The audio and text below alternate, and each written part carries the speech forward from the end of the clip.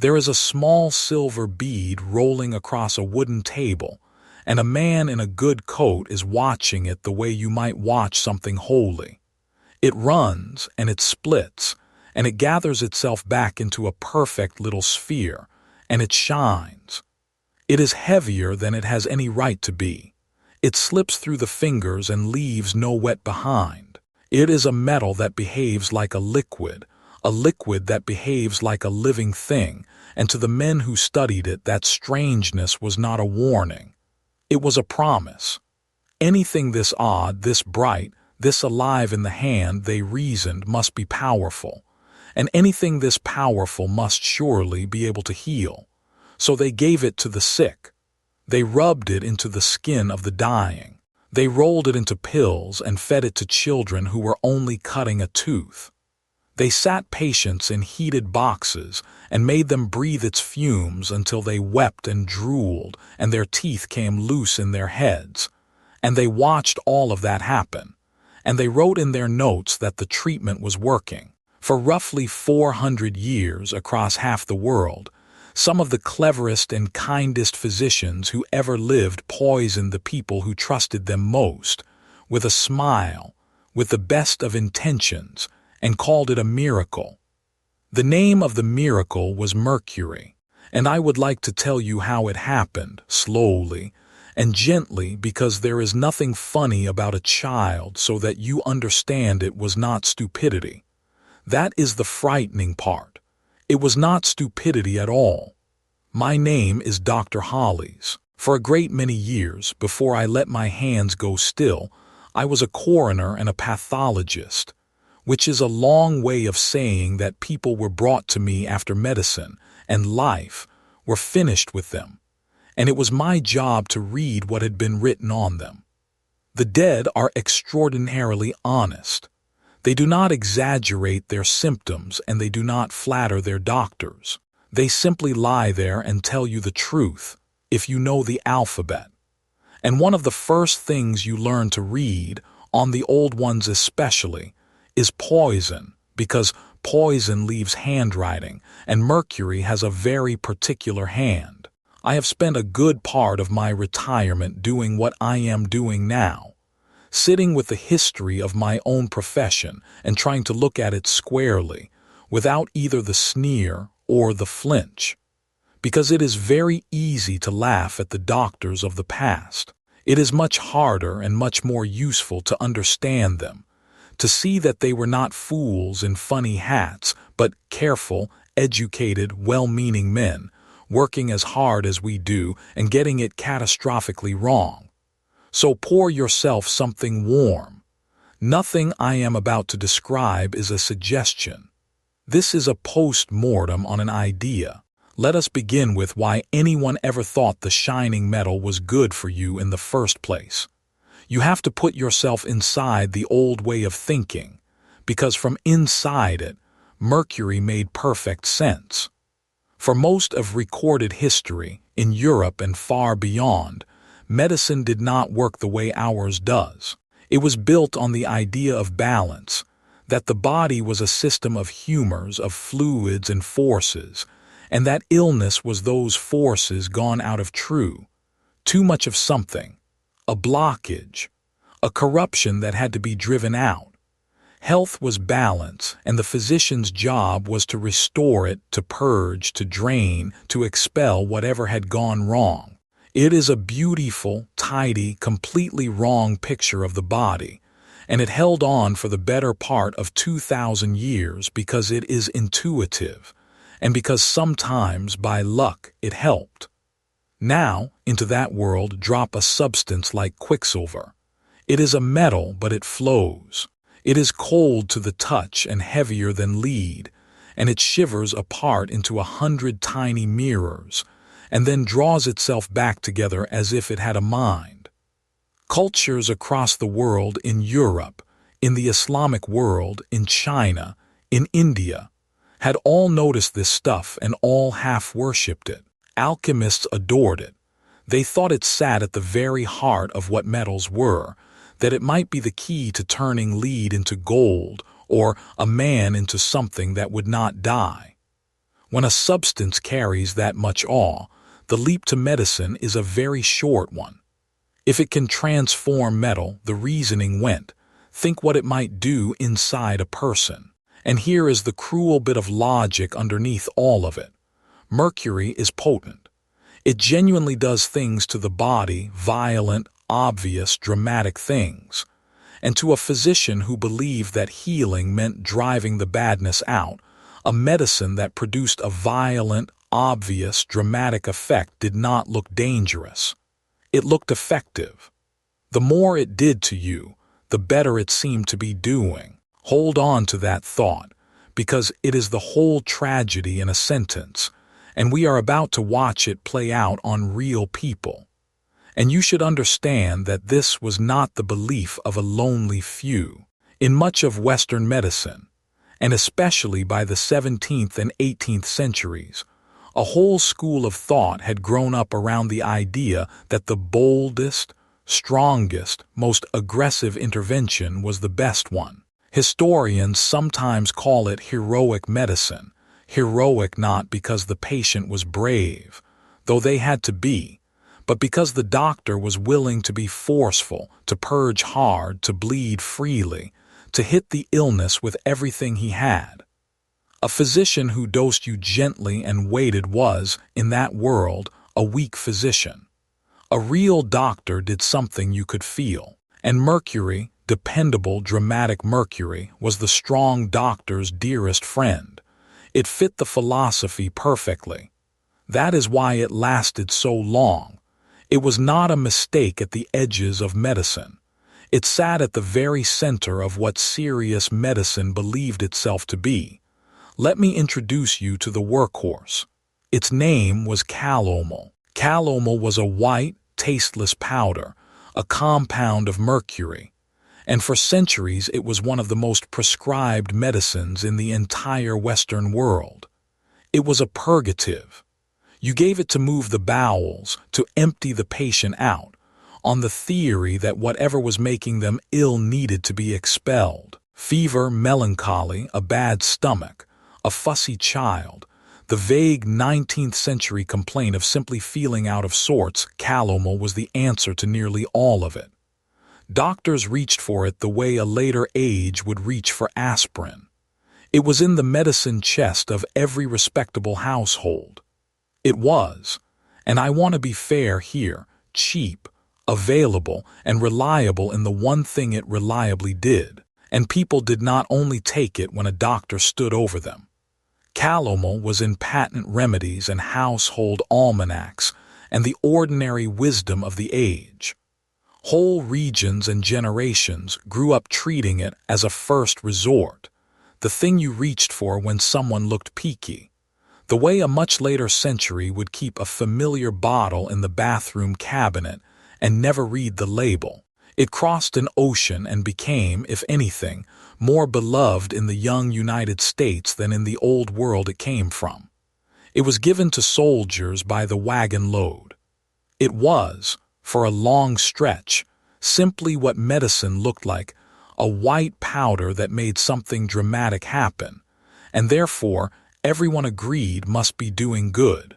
And here is where the handwriting of the poison starts to appear, and where, to my lasting professional distress, the doctors read it exactly backwards. When you take mercury over any length of time, one of the first things it does is attack the mouth. The gums grow sore and swollen. The mouth produces saliva in enormous, uncontrollable quantities. A patient under heavy mercury could drool pints in a day. The breath turns foul. The teeth loosen in their sockets. In the worst cases, the tissue of the mouth itself begins to break down. Now, to you and me reading that list, the diagnosis is not subtle. That is a person being poisoned. But to a physician who believed that cure meant expulsion, that flood of saliva was not a symptom. It was the treatment working. It was visible proof that the medicine had taken hold and was driving the corruption up and out of the body through the mouth. The heavier the salivation, the more effective the purge was believed to be. Some doctors deliberately pushed the dose until the patient salivated, chased that sign, aimed for it. They were using the earliest stage of mercury poisoning as their measure of success. They were reading the body scream as applause. I will tell you when this stopped being an abstraction to me. Years ago, a set of old remains came through, from a churchyard being moved, and among them was a jaw, and you did not need to be clever to see it.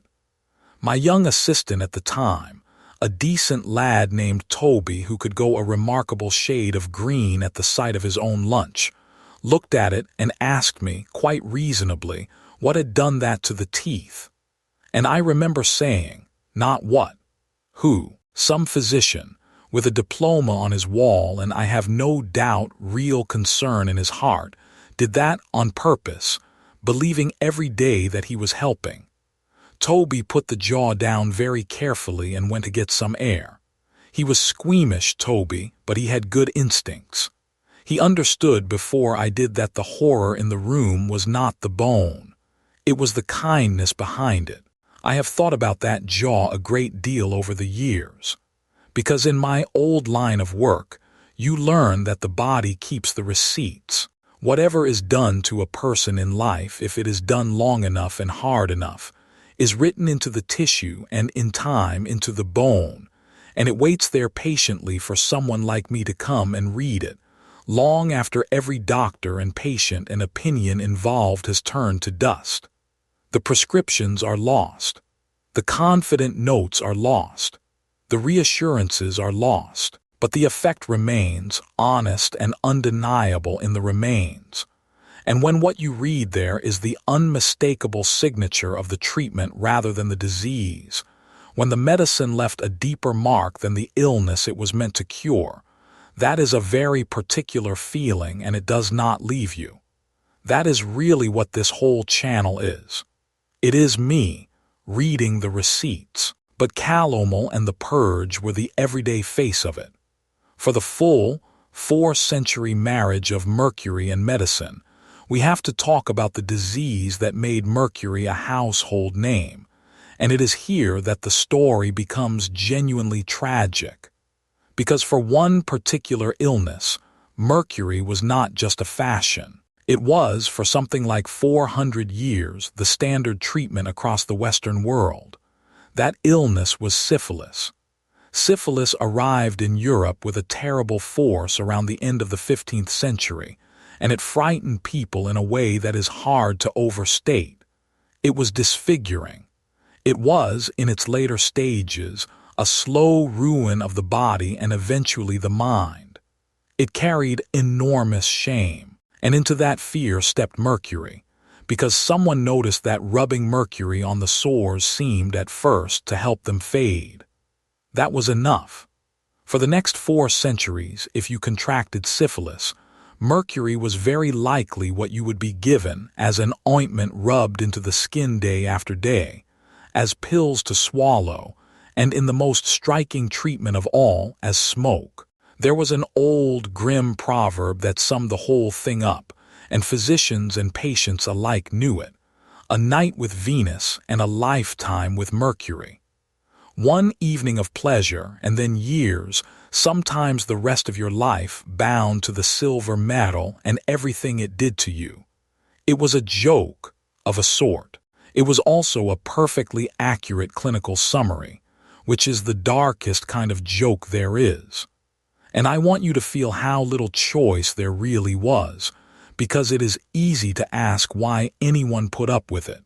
There were other so-called treatments floated over the centuries, various plant remedies pushed as gentler alternatives at different times, and none of them touched the disease, and mercury at least seemed to do something to the sores. So the sufferer was caught between a terrifying, disfiguring illness on one side and a treatment that slowly poisoned them on the other, with no third door out of the room.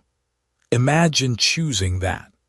Imagine being told by the wisest and kindest people you knew that this was your best hope, and it was, given everything they had. Many took the mercury for years faithfully, because the alternative was to do nothing while the disease had its way. That is not foolishness. That is a person doing the most sensible thing available in a world that had nothing better to offer them. Let me describe the fumigation, because it tells you everything about how far this went. The patient would be placed in a small enclosed space, sometimes a sort of barrel or cabinet, sometimes a tented box, with the head left out, and mercury would be heated beneath them until it gave off vapor.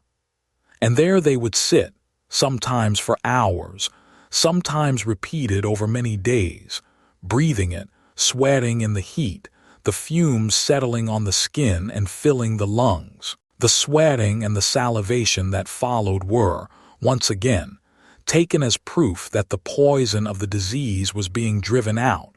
You sweated it out. You drooled it out. The badness left the body in fluids you could see. What was actually happening, of course, is that you were being subjected to one of the most efficient methods of poisoning a human being that the era could have devised. Mercury vapor is readily taken up by the body. To heat the metal and have a person breathe it at length again and again is about as direct a route to serious harm as you could design if you were trying. And they were not trying. That is what I need you to keep hold of. They were trying to save the person in the box. Medicine, ladies and gentlemen, do not try this, obviously, but do not laugh at it either, because the man lighting the burner under that box was not a sadist.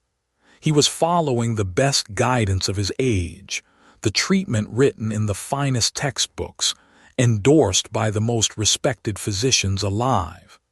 He was doing exactly what a good doctor was supposed to do.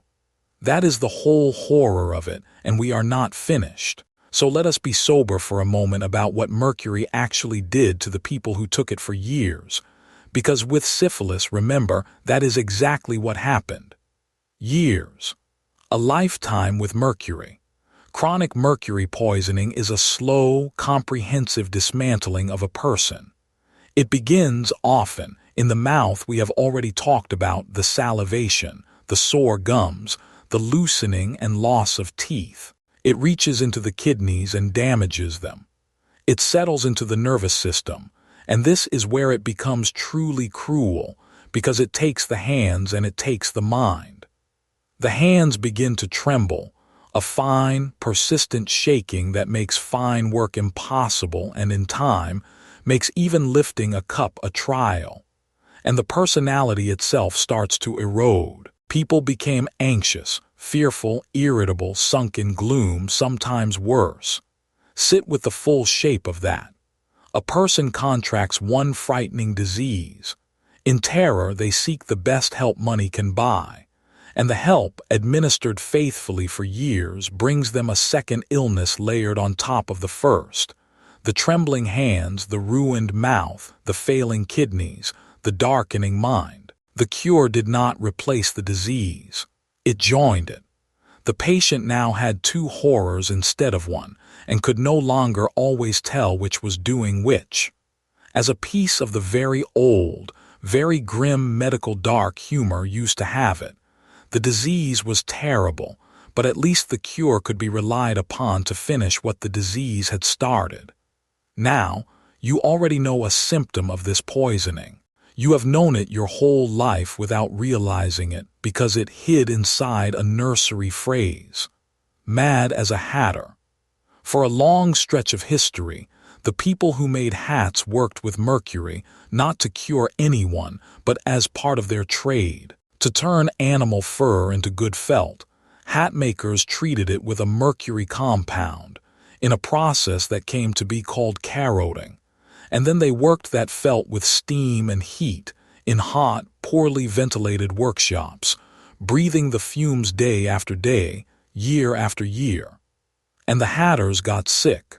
They developed exactly the picture we have been describing, the trembling hands, so much so that in one American hat-making town the shaking got its own local name, the Danbury Shakes, after Danbury in Connecticut, where the trade was concentrated.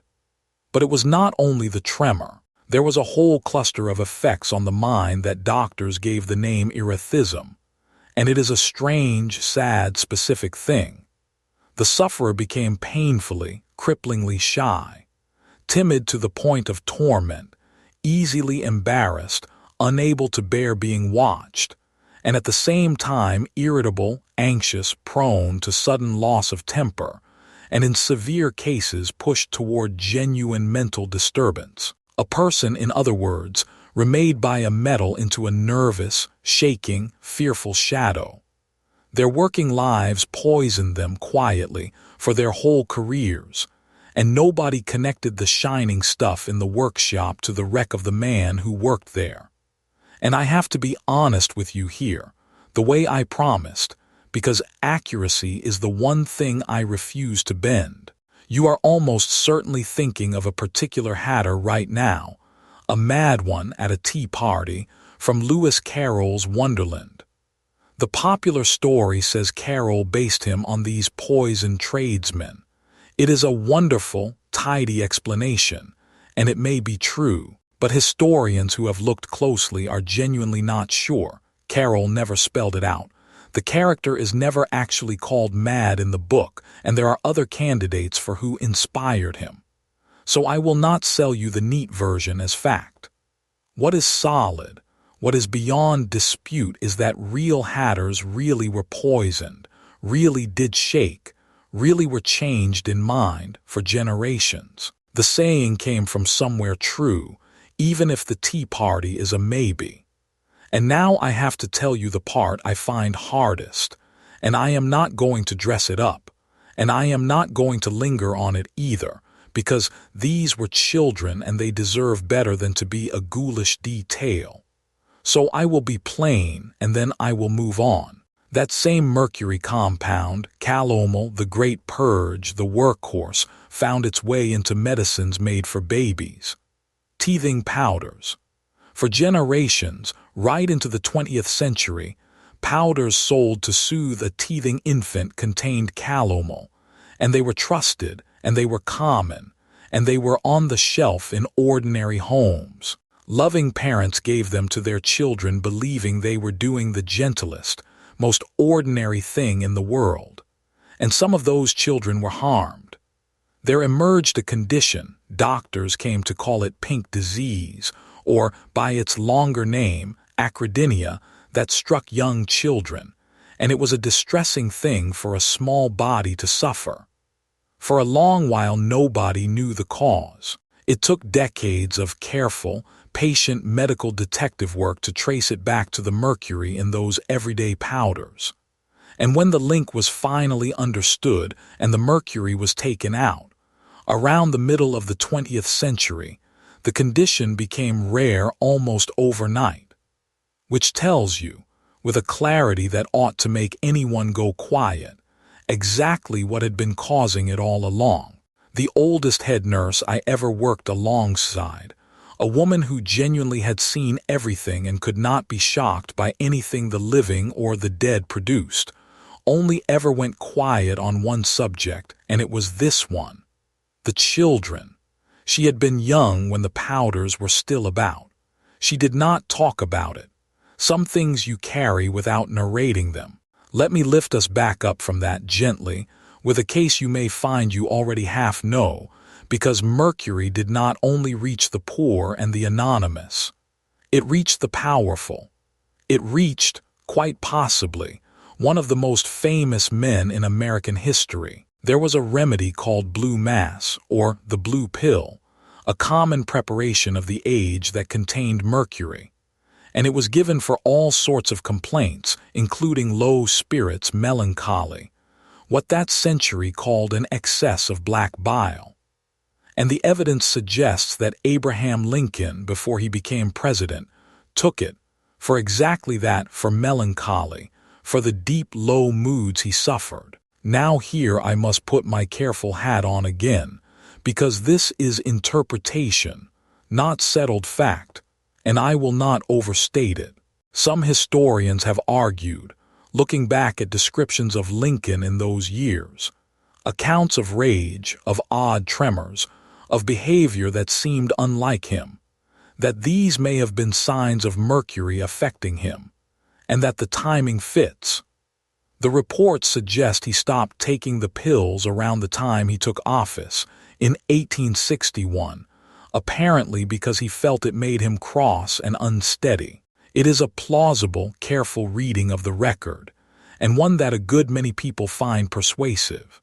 It is also not proven, and honest historians say so, and I will say so right along with them, because a tidy story that flatters our hindsight is exactly the sort of thing a careful man learns to hold at arm's length.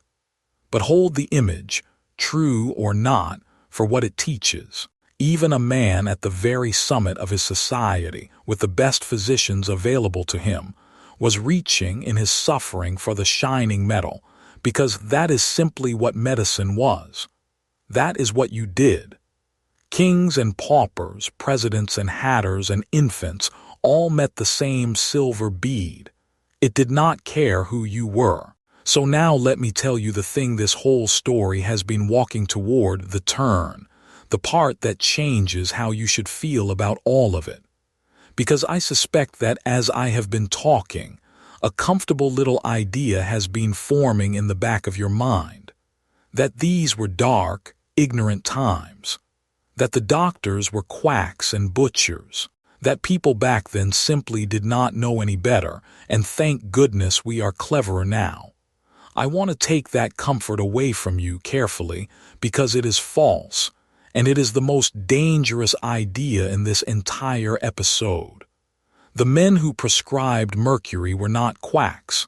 That is the point. The quack, the fraud selling colored water from a wagon, he is almost reassuring because he is a villain, and villains can be caught and stopped. No, the men who did this were the establishment. They were the most respected, best educated, most conscientious physicians of their day.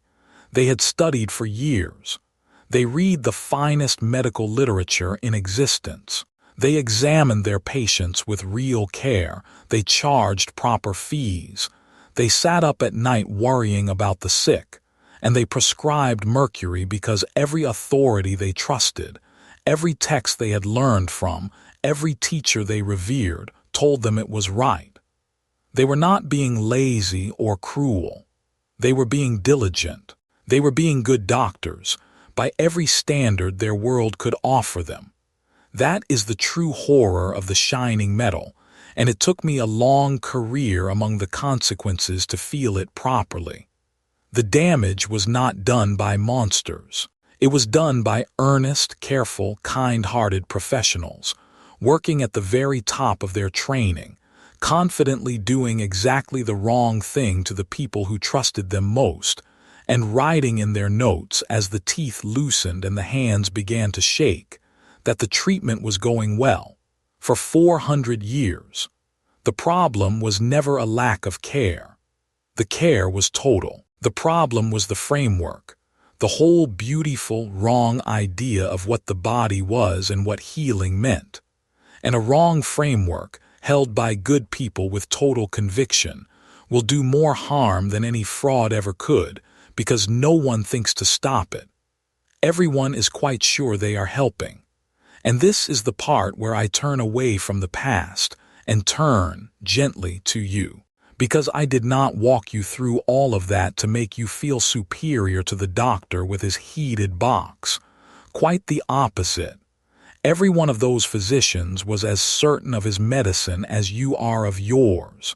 He was not stupid.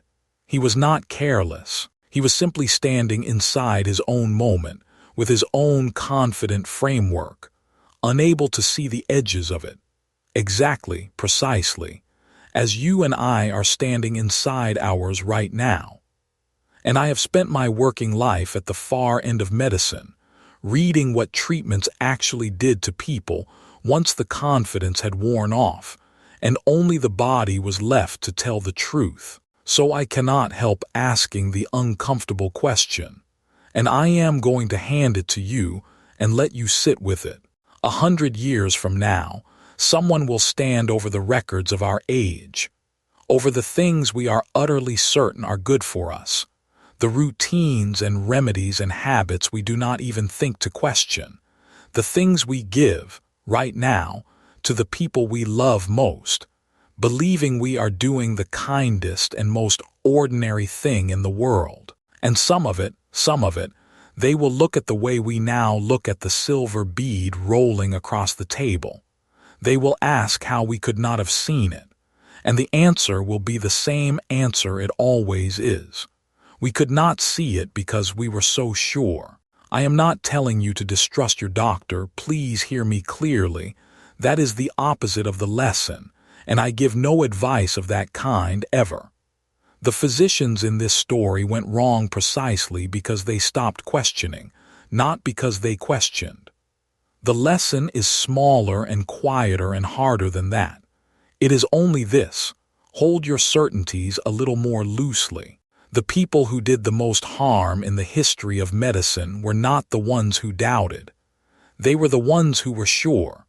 So that is my question for you, and I do read the comments, so tell me honestly. What is something we are all completely certain is good for us today, something ordinary, something no one questions, that you have a quiet suspicion the future might look back on the way we now look at Mercury?